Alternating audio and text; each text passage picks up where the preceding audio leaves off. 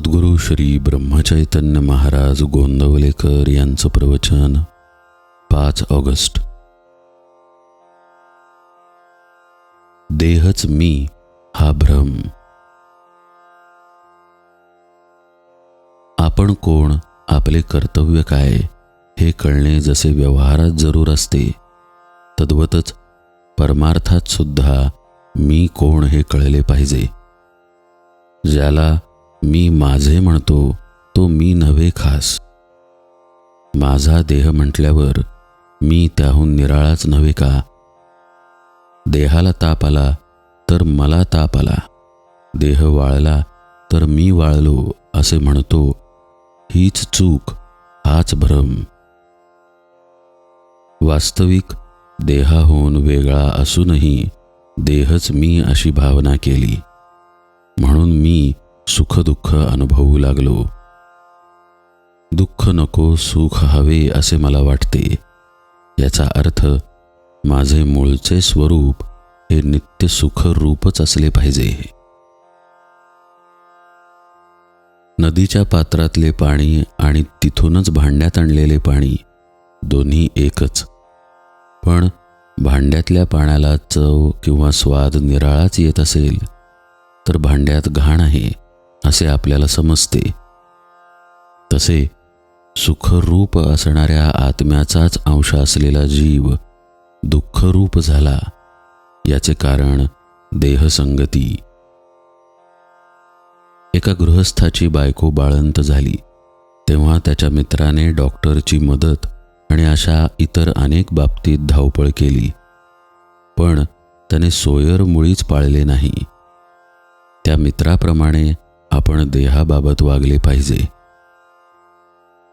एखादे झाड काढायचे असेल आणि ते पुन्हा वाढू नये अशी इच्छा असली तर त्याची पालवी वरवर खोडून काम होत नाही. त्याच्या मुळाला पाणी घालणे बंद केले पाहिजे.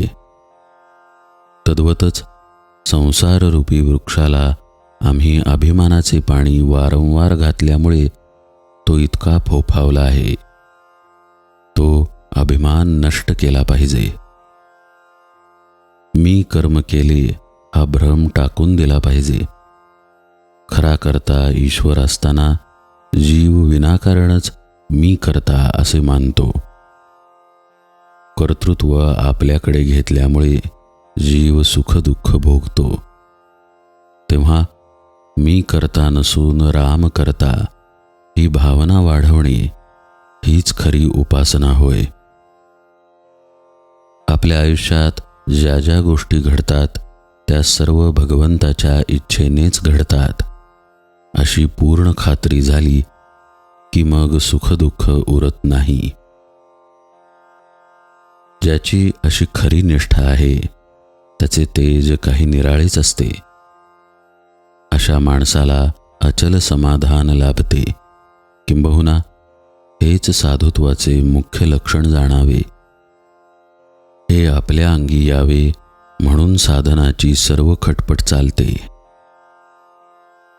खरोखर तुम्हा सर्वांना आता पुन्हा एकच सांगतो की सदैव नामात राहण्याचा प्रयत्न करा आणि नीतीला धरून राहा. त्यानेच तुम्हाला भगवंत भेटेल. परमार्थात नीतीला, शुद्ध आचरणाला फार महत्त्व आहे. जो शुद्ध मनाने परमेश्वराचे चिंतन, नामस्मरण करतो त्याला सहाय्य करायला परमेश्वर सदैव तत्पर असतो. आपण त्या परमेश्वराला शरण जाऊन त्याच्या नामाचे प्रेम मागूया. दीनदयाळ भक्तवत्सल परमेश्वर कृपेचा वर्षाव करील याची खात्री बाळगा.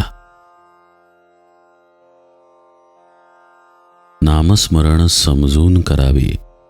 समजून म्हणजे राम करता या भावनेत राहून. जानकी जीवन स्मरण जय जय राम.